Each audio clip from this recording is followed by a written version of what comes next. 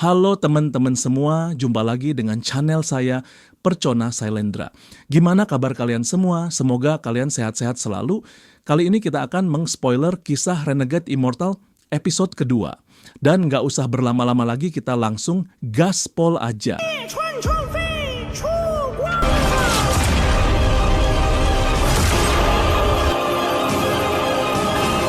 沧海桑田，运道轮转，顺时而行。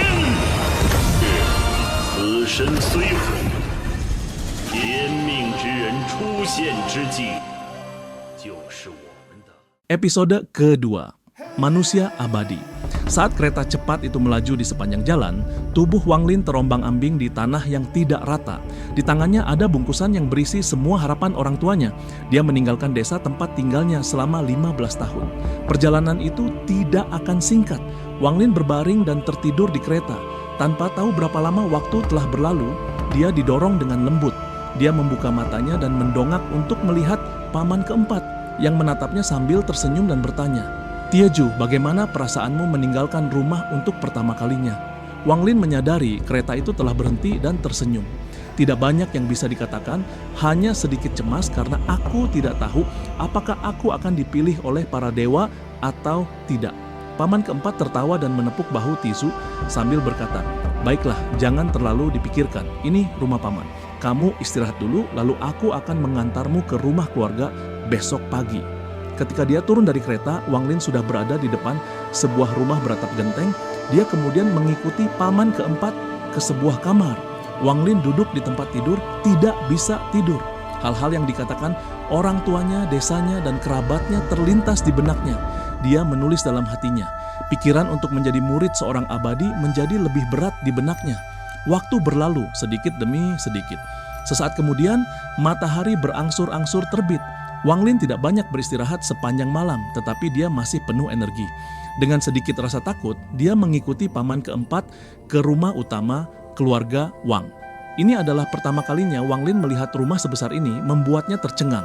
Paman keempat berkata sambil berjalan, "Tizu, kamu harus membuat ayahmu bangga. Jangan biarkan kerabat mengejekmu." Pikiran Wang Lin menjadi lebih tegang. Dia menggigit bibirnya dan mengangguk. Tak lama kemudian, paman keempat membawanya ke tengah halaman.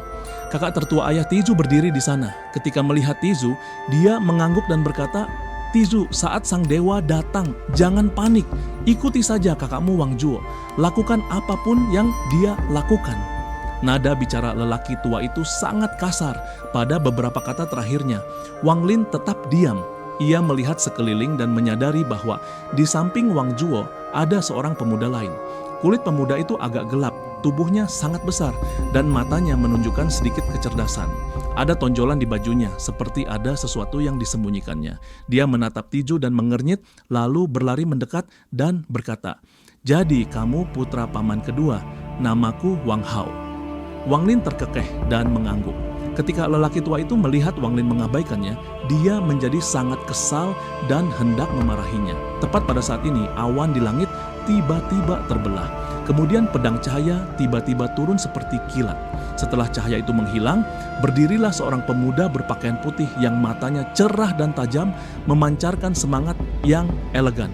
Tatapan matanya yang dingin menyapu ketiga pemuda itu, terutama pada pemuda dengan tonjolan di bajunya. Dia bertanya dengan dingin, "Apakah ketiga orang ini yang direkomendasikan oleh keluarga Wang? Ini adalah makhluk abadi." Di bawah tatapannya, Wang Lin mulai merasa dingin. Jantungnya berdebar kencang dan wajahnya memucat saat menatap makhluk abadi itu. Pemuda berkulit gelap itu saat melihat makhluk abadi meletakkan tangannya di dekat saku celananya, menunjukkan sikap hormat. Matanya menunjukkan ekspresi fanatik. Hanya Wang Juo yang dengan santai menatap orang lain dan mendengus. Ayah Wang Juo dengan cepat melangkah maju dan berkata dengan hormat, "Abadi ketiga orang ini adalah rekomendasi dari keluarga Wang." Pemuda itu mengangguk lalu berkata dengan tidak sabar, "Siapa Wang Juo?" Wajah lelaki tua itu menunjukkan sedikit kebahagiaan, lalu dia cepat-cepat menarik Wang Juo. "Abadi, ini putraku, Wang Juo." Pemuda abadi itu menatap Wang Juo dengan tajam. Kemudian wajahnya berseri-seri dan dia mengangguk. Wang Juo memang berbakat, tidak heran paman bela diri menyukainya. Wang Juo dengan bangga menatap Wang Lin dan pemuda yang tampak cerdas itu dan berkata dengan bangga, "Ini wajar saja. Untuk menjadi abadi, seseorang harus memiliki jiwa yang kuat. Pemuda itu mengernyit, tetapi dengan cepat kerutan itu menghilang. Dia tersenyum tipis ke arah Wang Zhuo, melambaikan lengan bajunya, dan membawa ketiga pemuda itu ke pelangi dan menghilang. Paman keempat menatap ke langit dan bergumam, "Tiju, kamu harus terpilih."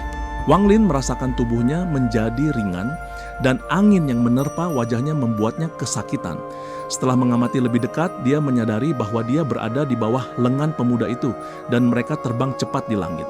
Desa itu berubah menjadi titik-titik hitam kecil saat mereka terbang cepat ke depan. Setelah beberapa saat, angin menyebabkan matanya berair dan memerah. "Kecuali kalian bertiga ingin menjadi buta, tutuplah mata kalian," kata pemuda itu dengan dingin. Hati Wang Lin menegang dan dia segera menutup matanya, takut untuk terus melihat. Setelah beberapa saat, Wang Lin dapat merasakan bahwa pemuda itu kehabisan napas dan kecepatannya mulai menurun. Kemudian dalam sekejap, pemuda itu dengan cepat turun. Sesaat sebelum mendarat, pemuda itu mengendurkan lengannya dan ketiga pemuda itu jatuh ke tanah. Untungnya jatuhnya tidak terlalu keras, jadi mereka bertiga segera bangun. Di depan Wang Lin ada pemandangan seperti surga dengan gunung, bunga, dan sungai. Pemandangan yang benar-benar indah. Tepat di depan berdiri sebuah gunung yang menjulang tinggi. Puncaknya tertutup awan yang menyembunyikan penampilan aslinya. Gema teriakan binatang buas dapat terdengar. Ada jalan setapak yang berkelok-kelok menuruni gunung seperti lukisan, membangkitkan perasaan akan dunia yang berbeda. Jauh di kejauhan ada sebuah aula di puncak gunung. Meskipun tertutup awan, cahayanya yang terang membuat orang ingin menyembahnya. Di sebelah pendopo tersebut terdapat jembatan berwarna perak berbentuk bulan sabit yang menghubungkan puncak tersebut dengan puncak gunung lainnya. Dengan keindahan alam ini, tempat ini benar-benar layak menjadi lokasi sekte Hang Yue. Sekte Hang Yue adalah salah satu dari sedikit sekte kultivasi di negara Zhao. 500 tahun yang lalu, sekte ini adalah kekuatan utama sekte kultivasi di negara Zhao dan memiliki beberapa monster tua Nascent Soul. Namun, seiring berjalannya waktu, sekte ini telah menyusut ke ukurannya saat ini dan hanya mampu bertahan di dunia kultivasi. Akan tetapi, bagi manusia biasa di dekat sekte Hang Yue, sosok itu masih sulit dipahami. Adik Zhang, apakah ini 3 kandidat yang direkomendasikan oleh keluarga Wang? Seorang pria parubaya berpakaian hitam dengan sikap abadi melayang turun dari puncak gunung. Pemuda itu menunjukkan wajah penuh rasa hormat dan berkata, "Kakak ketiga, ini adalah 3 pemuda yang direkomendasikan keluarga Wang." Tatapan pria parubaya itu menyapu mereka, beberapa kali fokus pada Wang Zhou. Sambil tersenyum, dia berkata, "Aku tahu kamu akan segera mencapai terobosan. Aku akan menangani ujiannya, kamu pergilah berkultivasi." Pemuda itu setuju, lalu jasadnya bergerak menuju gunung dan lenyap tanpa jejak dalam sekejap mata. Wang Lin menatap pemandangan di hadapannya dengan penuh kegembiraan. Tiba-tiba, dia melihat seseorang menarik pakaiannya dan berbalik. Itu adalah Wang Hao. Dengan mata penuh kegembiraan, dia berkata, "Disinilah para dewa hidup. Sialan. Apapun yang terjadi, aku, Wang Hao, harus dipilih." Setelah berkata demikian, dia menyentuh benda menonjol yang tersembunyi di balik bajunya. Bab 2. Abadi. Saat kereta cepat itu melaju di sepanjang jalan, 2 tubuh Wang Lin terombang-ambing di tanah yang tidak rata. Di tangannya ada bungkusan yang berisi semua harapan orang tuanya. Dia meninggalkan desa tempat tinggalnya selama 15 tahun. Perjalanan itu tidak akan singkat. Wang Lin berbaring dan tertidur di kereta. Tanpa tahu berapa lama waktu telah berlalu, dia didorong dengan lembut. Dia membuka matanya dan mendongak untuk melihat paman keempat yang menatapnya sambil tersenyum dan bertanya, "Tieju, bagaimana perasaanmu meninggalkan rumah untuk pertama kalinya?" Wang Lin menyadari kereta itu telah berhenti dan tersenyum. Tidak banyak yang bisa dikatakan, hanya sedikit cemas karena aku tidak tahu apakah aku akan dipilih oleh para dewa atau tidak. Paman keempat tertawa dan menepuk bahu Tiju sambil berkata, "Baiklah, jangan terlalu dipikirkan. Ini rumah paman. Kamu istirahat dulu, lalu aku akan mengantarmu ke rumah keluarga besok pagi." Ketika dia turun dari kereta, Wang Lin sudah berada di depan sebuah rumah beratap genteng. Dia kemudian mengikuti paman keempat ke sebuah kamar. Wang Lin duduk di tempat tidur, tidak bisa tidur. Hal-hal yang dikatakan orang tuanya, desanya, dan kerabatnya terlintas di benaknya. Dia menulis dalam hatinya. Pikiran untuk menjadi murid seorang abadi menjadi lebih berat di benaknya. Waktu berlalu sedikit demi sedikit. Sesaat kemudian matahari berangsur-angsur terbit. Wang Lin tidak banyak beristirahat sepanjang malam, tetapi dia masih penuh energi. Dengan sedikit rasa takut, dia mengikuti paman keempat ke rumah utama keluarga Wang. Ini adalah pertama kalinya Wang Lin melihat rumah sebesar ini, membuatnya tercengang. Paman keempat berkata sambil berjalan, "Tiju, kamu harus membuat ayahmu bangga. Jangan biarkan kerabat mengejekmu." Pikiran Wang Lin menjadi lebih tegang. Dia menggigit bibirnya dan mengangguk. Tak lama kemudian, paman keempat membawanya ke tengah halaman. Kakak tertua ayah Tizu berdiri di sana. Ketika melihat Tizu, dia mengangguk dan berkata, "Tizu, saat sang dewa datang, jangan panik. Ikuti saja kakakmu Wang Zuo. Lakukan apapun yang dia lakukan." Nada bicara lelaki tua itu sangat kasar pada beberapa kata terakhirnya. Wang Lin tetap diam. Ia melihat sekeliling dan menyadari bahwa di samping Wang Zuo ada seorang pemuda lain. Kulit pemuda itu agak gelap, tubuhnya sangat besar, dan matanya menunjukkan sedikit kecerdasan. Ada tonjolan di bajunya, seperti ada sesuatu yang disembunyikannya. Dia menatap Tizu dan mengernyit lalu berlari mendekat dan berkata, "Jadi kamu putra paman kedua, namaku Wang Hao." Wang Lin terkekeh dan mengangguk. Ketika lelaki tua itu melihat Wang Lin mengabaikannya, dia menjadi sangat kesal dan hendak memarahinya.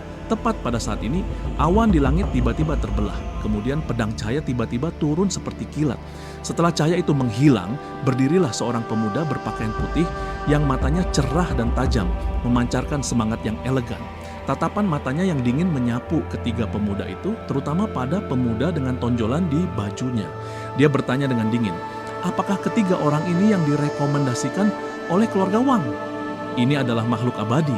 Di bawah tatapannya, Wang Lin mulai merasa dingin, jantungnya berdebar kencang dan wajahnya memucat saat menatap makhluk abadi itu. Pemuda berkulit gelap itu saat melihat makhluk abadi, meletakkan tangannya di dekat saku celananya, menunjukkan sikap hormat. Matanya menunjukkan ekspresi fanatik.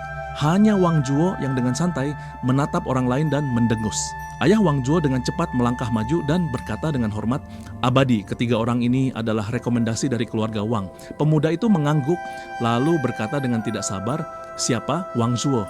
Wajah lelaki tua itu menunjukkan sedikit kebahagiaan, lalu dia cepat-cepat menarik Wang Zuo. "Abadi, ini putraku, Wang Zuo." Pemuda abadi itu menatap Wang Zuo dengan tajam. Kemudian wajahnya berseri-seri dan dia mengangguk. Wang Zuo memang berbakat, tidak heran paman bela diri menyukainya. Wang Zuo dengan bangga menatap Wang Lin dan pemuda yang tampak cerdas itu dan berkata dengan bangga, "Ini wajar saja. Untuk menjadi abadi, seseorang harus memiliki jiwa yang kuat." Pemuda itu mengernyit, tetapi dengan cepat kerutan itu menghilang. Dia tersenyum tipis ke arah Wang Zuo, melambaikan lengan bajunya dan membawa ketiga pemuda itu ke pelangi dan menghilang.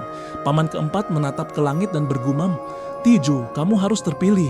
Wang Lin merasakan tubuhnya menjadi ringan dan angin yang menerpa wajahnya membuatnya kesakitan. Setelah mengamati lebih dekat, dia menyadari bahwa dia berada di bawah lengan pemuda itu dan mereka terbang cepat di langit. Desa itu berubah menjadi titik-titik hitam kecil saat mereka terbang cepat ke depan. Setelah beberapa saat, angin menyebabkan matanya berair dan memerah. "Kecuali kalian bertiga ingin menjadi buta, tutuplah mata kalian," kata pemuda itu dengan dingin. Hati Wang Lin menegang dan dia segera menutup matanya, takut untuk terus melihat. Setelah beberapa saat, Wang Lin dapat merasakan bahwa pemuda itu kehabisan napas dan kecepatannya mulai menurun. Kemudian, dalam sekejap, pemuda itu dengan cepat turun. Sesaat sebelum mendarat, pemuda itu mengendurkan lengannya dan ketiga pemuda itu jatuh ke tanah.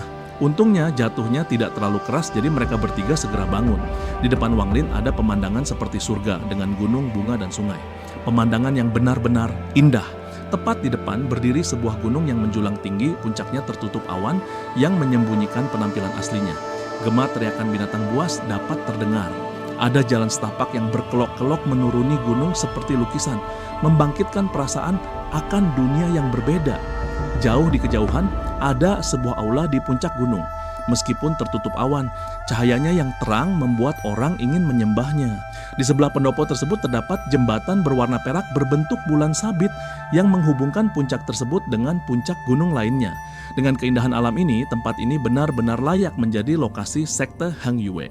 Sekte Hang Yue adalah salah satu dari sedikit sekte kultivasi di negara Zhao. 500 tahun yang lalu, sekte ini adalah kekuatan utama sekte kultivasi di negara Zhao dan memiliki beberapa monster tua Nascent Soul. Namun seiring berjalannya waktu, sekte ini telah menyusut ke ukurannya saat ini dan hanya mampu bertahan di dunia kultivasi. Akan tetapi bagi manusia biasa di dekat sekte Hang Yue, sosok itu masih sulit dipahami. Adik Zhang, apakah ini 3 kandidat yang direkomendasikan oleh keluarga Wang? Seorang pria parubaya berpakaian hitam dengan sikap abadi melayang turun dari puncak gunung. Pemuda itu menunjukkan wajah penuh rasa hormat dan berkata, "Kakak ketiga, ini adalah 3 pemuda yang direkomendasikan keluarga Wang." Tatapan pria parubaya itu menyapu mereka, beberapa kali fokus pada Wang Zhou. Sambil tersenyum, dia berkata, "Aku tahu kamu akan segera mencapai terobosan. Aku akan menangani ujiannya. Kamu pergilah berkultivasi." Pemuda itu setuju, lalu jasadnya bergerak menuju gunung dan lenyap tanpa jejak dalam sekejap mata. Wang Lin menatap pemandangan di hadapannya dengan penuh kegembiraan. Tiba-tiba dia melihat seseorang menarik pakaiannya dan berbalik. Itu adalah Wang Hao. Dengan mata penuh kegembiraan dia berkata, "Disinilah para dewa hidup sialan. Apapun yang terjadi, aku, Wang Hao, harus dipilih." Setelah berkata demikian, dia menyentuh benda menonjol yang tersembunyi di balik bajunya.